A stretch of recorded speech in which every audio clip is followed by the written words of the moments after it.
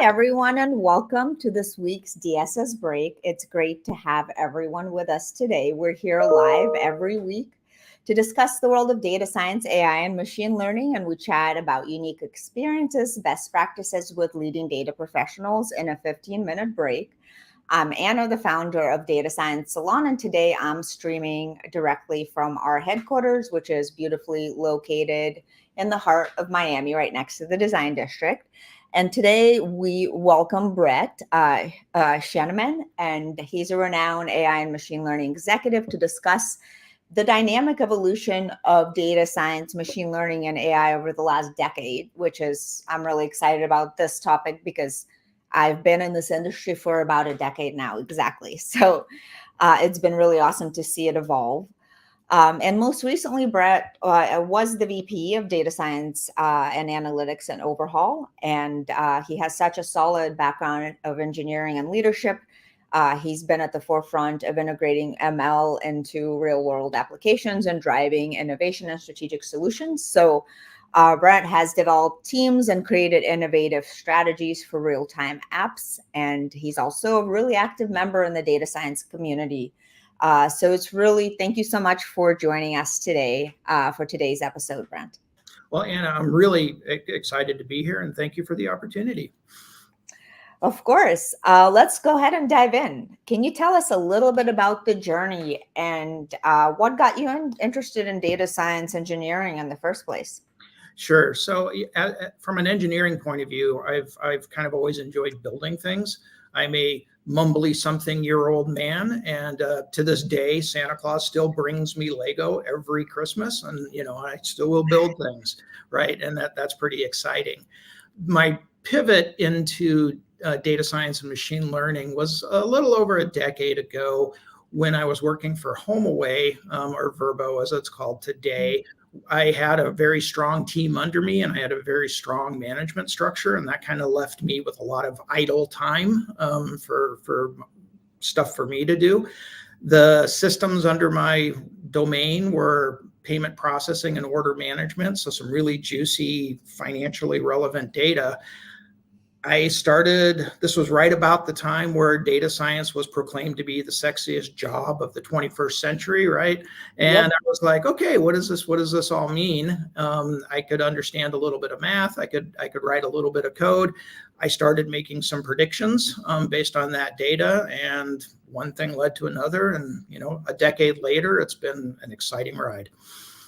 Yeah, no, for sure. I definitely remember when that article came out about the sexiest job. Was definitely, and that was before that, there was really just the analyst really or quant kind of, right? So that was just right when that title was created is when you stepped into that, the industry or that field. So which is perfect. I feel like it aligned perfectly.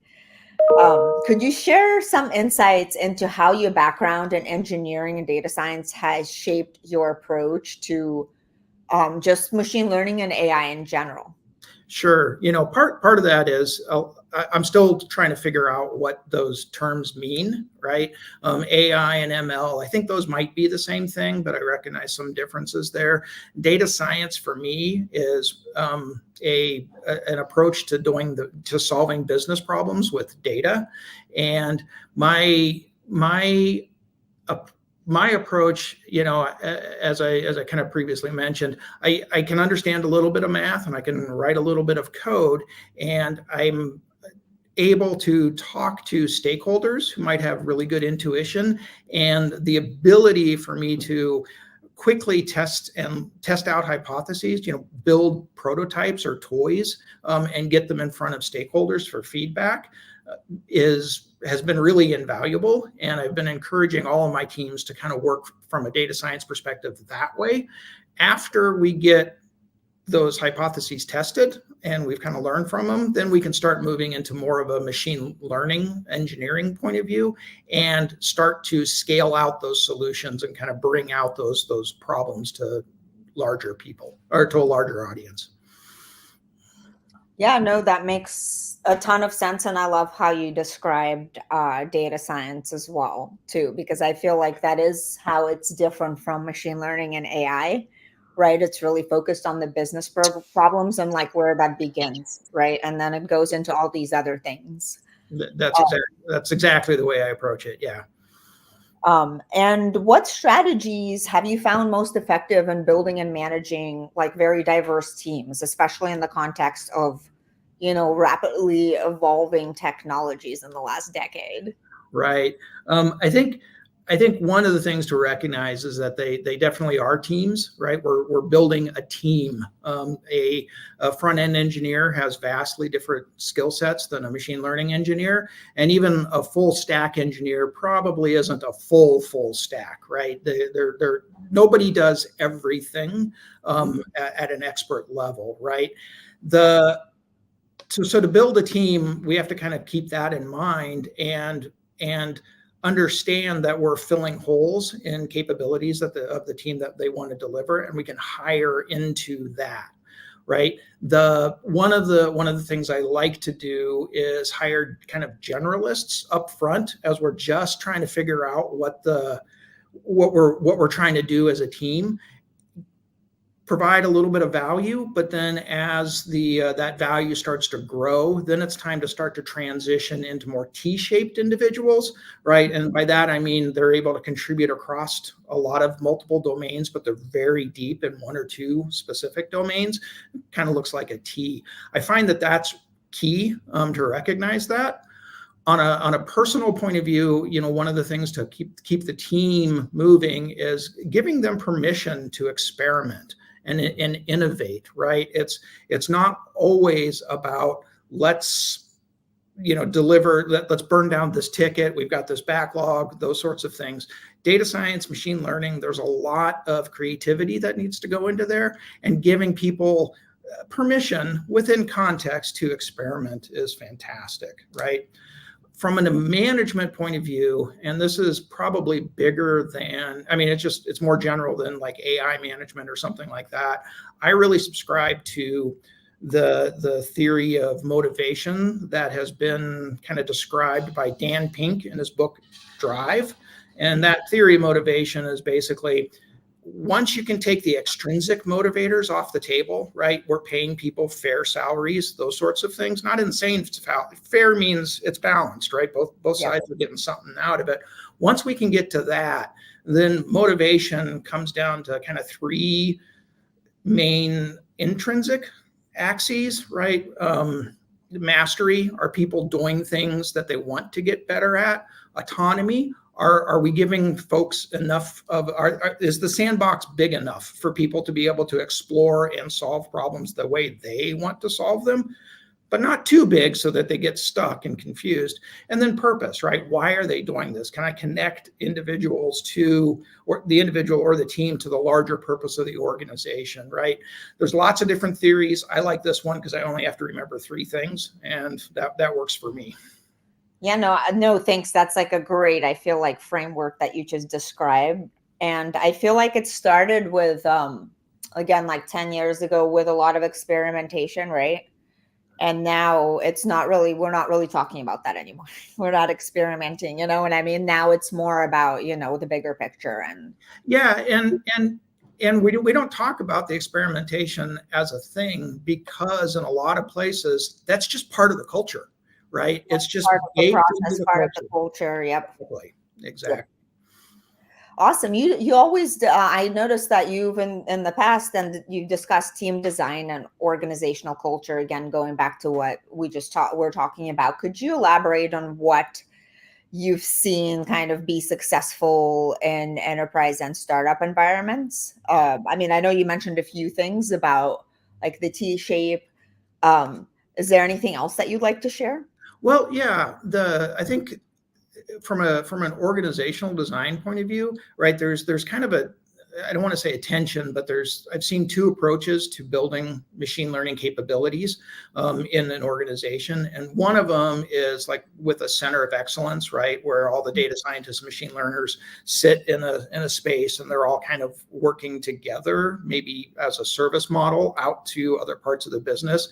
And then there's the more embedded side, right? Where a data scientist and machine learners are part of the pods or the scrum teams or something along those those lines. I think that it's hard. I guess that's the way to say it, right? The center of excellence works really well because the data scientists and machine learners are surrounded by other people with the same mindset. But the downside to that is they could be put into an ivory tower, and that usually ends in tears, right? That's, these guys are just doing research or something like that. And that's not a great experience for anybody. The other flip side is if you embed them too early or, into an engineering heavy team, then they're not surrounded by people with the same mindset. There are different expectations between, product feature engineering and machine learning. The tempos can be a little bit, different for delivery and stuff like that. So it's a balance. And I'll be honest, I don't have a prescriptive, always do it this way, right? It kind of depends on the larger organization. Right, exactly. And it'll be very different at a startup when you have one data scientist, where like you're not going to have, like or cultural organization center or whatever, for one person. Exactly. So, but I've seen, like bigger organizational like there's even like a whole like club around it, or people that are assigned different tasks, who motivate each other. And I think that works, but not at a startup because you don't have enough people. Right. That club approach, that's kind of what we did at HomeAway, right? We basically opened it up to anybody. They could come in, they could contribute. We had named by title, machine learners and data scientists, but the way that the way that we were able to kind of change the culture there was by opening it up and making sure that ivory tower never got created, by having anybody be able to come in and chat, on like monthly meetings or something along those lines. And I think that demystified the sexiest job of the 21st century. And we were able to really start to kind of get past that, it's just the propeller heads or something along those lines in the room. And we were able to actually start focusing on the problems, the real problems at hand. Right. No, that makes a ton of sense. Well, let's dig into the topic at hand.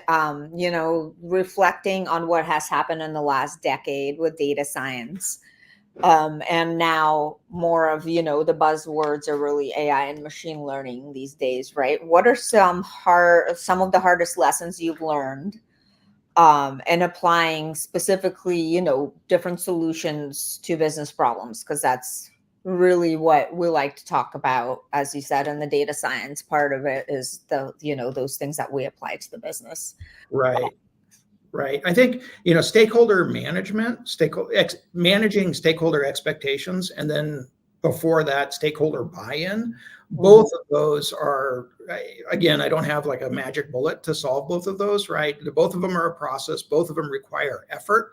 Just because you build it, that doesn't mean somebody's going to come, right? And understanding that stakeholders are likely experts in the industry, right? Supply chain and logistics, vacation rentals, digital marketing, but they might not be experts in algorithmic approaches to solving problems.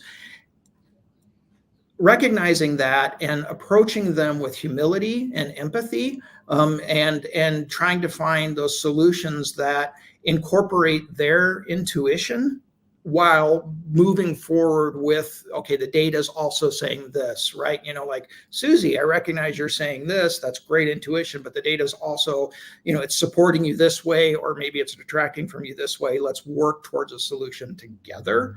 And that seems to be probably one of the key unlocks, is just approach other folks with empathy, right?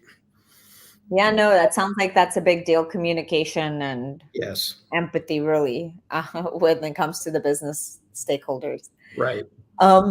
Let's talk a little bit about how have you seen algorithms expressed in business terms, like difference between type A analysts and type B builder projects based on your experiences? Right. So, I'm sure that types C through Z also exist, but again, I like to keep it, minimal. So I think of machine learning and data science either coming at it from an analyst point of view or from a building a product point of view. Right. The analysts, those folks tend to be fairly customer facing. They might be, working directly with a customer or with kind of the back office in Right. order to bring data to large, to some of the stakeholders. And those individuals, what I like to do is I like to find those individuals and look at what they're doing, and then understand how we can take their product or their outputs and I like to say weaponize it, turn it into a product and scale it out, right? And I think that transition from just writing a white paper or a PowerPoint and bringing it into the product so that it's actually driving whatever the product is trying to do. Maybe it's a better routing a better routing system for supply chain, maybe a better ranking system in an e-commerce marketplace, those sorts of things. Creative analysis here in the digital marketing space, being able to bring those in and bake them into the product, I think that's really important. Yeah, no, I agree. I think now that's kind of if you don't have that, you're not gonna like your product is gonna fail. I mean, I'm sorry, it's not gonna work anymore. You have to really, and like the products that are out there, they have to really think about how to put hire people like yourself to put ML into their products. They don't have that. Yeah. I totally agree. I'm passionate about that topic there. I think that ML is existential for a lot of different companies, right? Once in an industry, if there's a problem that can be solved by ML, somebody's going to solve it that way, right? And then once that company does that, that's game over, right? That problem's essentially made much more efficient than human beings doing it. And if you're a company that's not doing it, you either need to do it or you're going to wind up being a niche player. Yeah, no, 100% agree with you. So yeah, that's a great advice for anybody building anything out there right now. And we have time for one more question, and I definitely want to know what you think is coming up for the next decade. Because I feel like, yeah, now that we have the huge Gen AI craze, now that ChatGPT just turned a little bit ago, just turned a year old, and now everybody's looking for a Gen AI strategy even before they even have a data strategy in place, right? So like where are we going with this? Is this just kind of a trend, or is this really kind of has to be part of the strategy even for the enterprises and such, right? Right. I do think it needs to be part of the strategy. Like we talked earlier, it's existential, right? If you're not doing it, somebody else will, and you're toast at that point if you're not. Going forward, if I could confidently answer that, I'd probably be sitting on my own private island as opposed to here. This is a great spot, but going forward, we do have Gen AI, right? And we also have kind of like older, predictive AI, if you will, right? Machine learning and stuff like that. Mm-hmm. I would expect a merging of those two things going forward across multiple domains, right? We have large language models. People are now thinking in terms of large vision models. I don't know what the merging of those two things is, but large context models, large world models, something like that, where we can now start to interact with those systems and have them make predictive outputs, not just like chat completion or those sorts of interactions that we're doing now, but really start to like generate video. We're starting to see that all these other domains to start leaning in, and that becomes the way solutions are going to. That's going to inform a lot of solutions in the future. From a technology point of view, I kind of suspect that the era of really large models like these, trillion parameter models, or not trillion, but billions of parameters, et cetera. I think that those are going to go away, and we're going to find like more mixture of experts or smaller models somehow collaborating with each other in some sort of a network effect. And then we'll start to be able to build systems, models around that sort of stuff, so that the big models, I think, are going to go away. That doesn't mean that big systems won't exist. It's just going to be smaller models trained on very specific domains to collaborate together and move forward. Right. Yeah. It sounds like efficiency is where we're going really with everything, right? Exactly. Yeah. So, well, thank you so much for spending time with us today, Brent. And it was really great for you to share your expertise with our audience. And I'm really excited to see your presentation next month on March 20th, because I think you're gonna be digging a little bit deeper into this topic. Yep. So, and it's very interesting. So if you guys can't be there in person, you could tune in. We'll be probably live. We're most likely going to be live streaming it.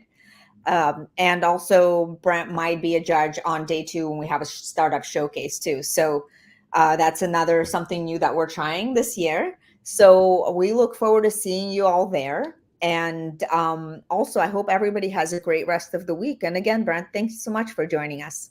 Anna, thank you for the opportunity. I look forward to a month from now. All right, guys. Bye. See you next week, and then see you next month, Brent. All right. Bye-bye.